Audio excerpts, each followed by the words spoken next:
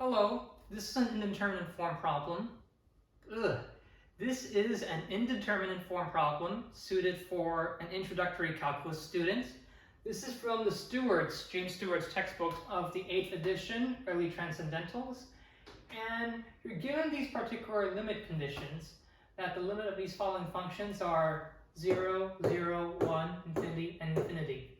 And all of these limits are numeric limits. You take x as it approaches a certain number. And what you want to do is identify if the following limits constructed from these guys are an indeterminate form. Otherwise, find what the limit is. And I'm going to go through these very quickly because we don't want to spend too much faking time spending our power on this, though in my opinion, L'Hopital's rule or indeterminate forms is quite difficult. So we can understand that the limit of a quotient is the same thing as the quotient of the limits. So limit of f over g, we know that limit of f equals 0 and limit of g equals 0. So this becomes 0 over 0. Is that one of our key indeterminate forms? Yes, it is. 0 over 0 is indeterminate. What about f over p? Let's see, f is 0, p is infinity. You can think of this as you're taking 0 and you're dividing it by a very, very, very, very large number. But basically 0 is not going to care. It's going to be 0 regardless. So this becomes 0. What about limit as h is divided by p? So you want to find the limit of h divided by the limit of p. We have h is 1. And then we have that p is infinity, 1 over infinity. Sort of by the same logic as the previous one, but not involving 0, you're just basically taking a little tiny piece of something and dividing it by a very, very big, large number. So like imagine taking like a crumble of pie from the entire whole pie plate, etc. So 1 over infinity will just become 0 as a result. What about limit as p is divided by f? That's going to be infinity divided by 0.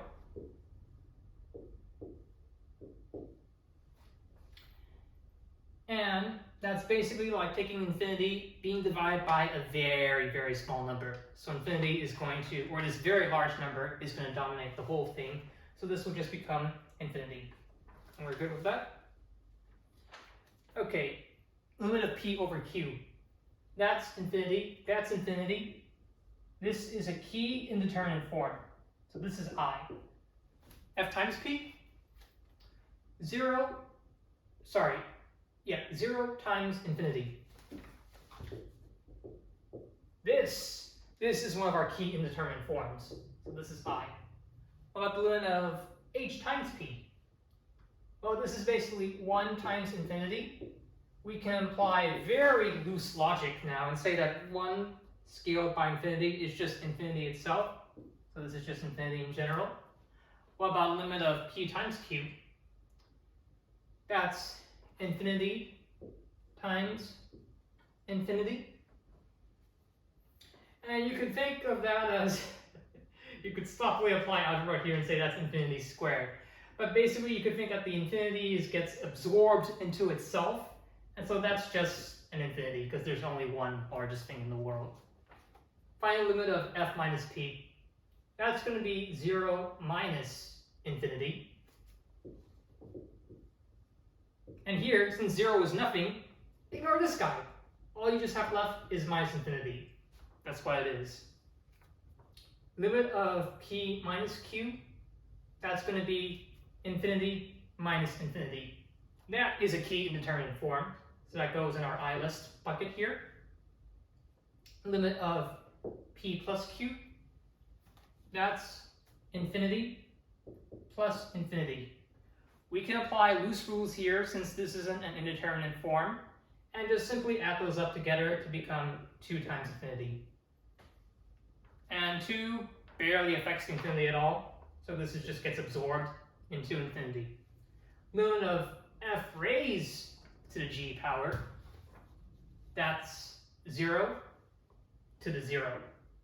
That's an indeterminate form. We're good on that. The limit as x approaches a of f raised to the p power, that's going to be 0 to the infinity. Now this, unfortunately, is not necessarily an indeterminate form, so we're going to have to apply a bit more work. In general, we have to apply the exponentiation logarithm thing that we apply at the same time, like opening and shutting a door, so that nothing happened. So this becomes, if we just apply e in natural logarithm to this will become e to the natural logarithm of f raised to p power, which is the same thing as e raised to the p power times natural logarithm of f. P becomes infinity, so it's e raised to infinity. Natural logarithm of f is the natural logarithm of infinity. Remember, if the limit is continuous along a function, which it is, natural logarithm of x is continuous,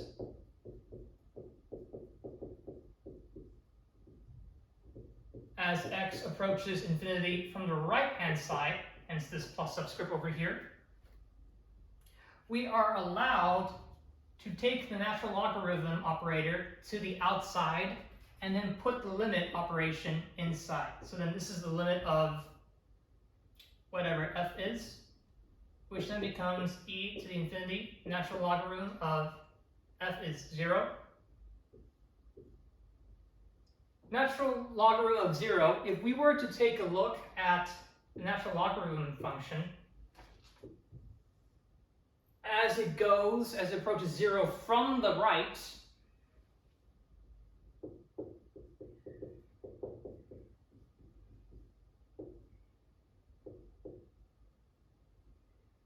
then it becomes essentially, it tends to negative infinity because it's all this junk at the bottom. So this just becomes a minus infinity, e to the infinity times a minus infinity, e to the minus infinity squared. And then this just becomes 1 over e to the infinity squared, which is 1 over e to infinity. The infinity squared gets absorbed into itself, which is basically 1 divided by a very large number, which is the same thing as 0. So this just becomes 0. This is 0. A lot of work, unfortunately, for this one. H to the p, what is that? Well, h is 1, and that's raised to the infinity power. That is, fortunately, yes, it is one of our indeterminate forms, so this gives a quick eye check, and we're done. P raised to the f power. This is infinity raised to the 0, and that is one of our indeterminate forms. Another eye check here. What about p raised to the q power? That's infinity raised to the infinity. Fortunately, we have to apply this same kind of work again. So let me take a bit as I erase here.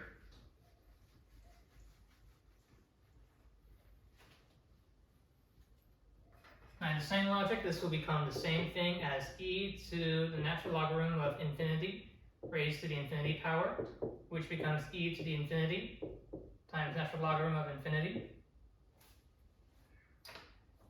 And natural logarithm of infinity, if you're approaching the infinity from the right,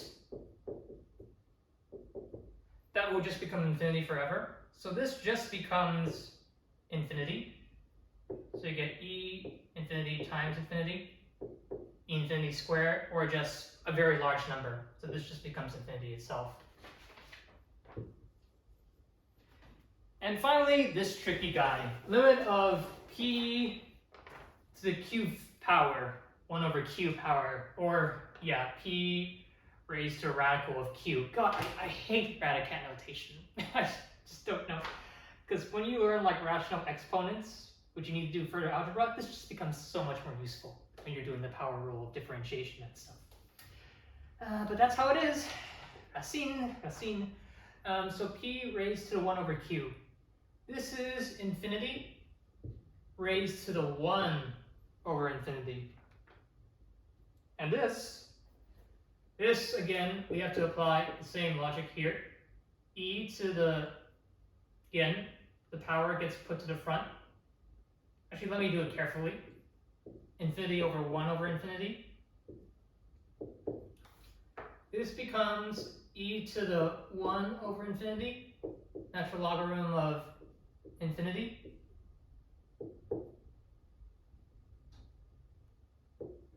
And 1 over infinity, so if it goes to 1 over infinity, it becomes 0. But as something approaches natural logarithm of infinity to the right-hand side, again, this becomes a positive infinity. And that we know here, if we take the limit of just that at the top, that's an indeterminate form.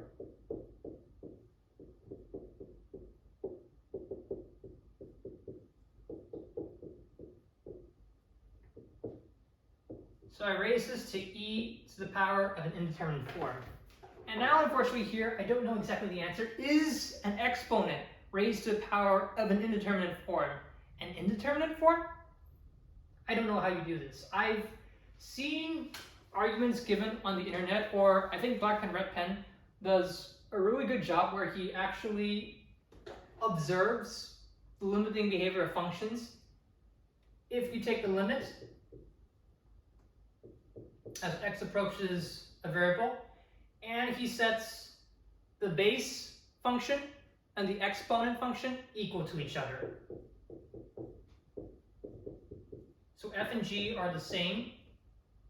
So you get limit of f raised to f, and he typically goes and examines x raised to the x power and all its variants: 0 to the x, x to the 0, 1 to the x, x to the 1, and kind of examines and compares all the behaviors of that. You might want to go and take a look at his videos. You want to get better clarification on how to solve this problem, because I'm not sure if that's the answer or not. But yeah, I highly recommend. He does a great job on doing calculus, and he's great, wonderful, done many great things for the YouTube math community. All right, that's it. We're done here. If you have any further questions or concerns, let me know. Otherwise, please feel free to like, subscribe, and please comment. Comments are very useful to engage dialogue. I really like for this channel to have us engage in dialogue, because not only do I want to teach you something, I want to possibly learn from you as well. I think that all of us can communicate a lot to developing the growth of math across the YouTube community and the internet. So until then, I leave you adieu. Okay, so long.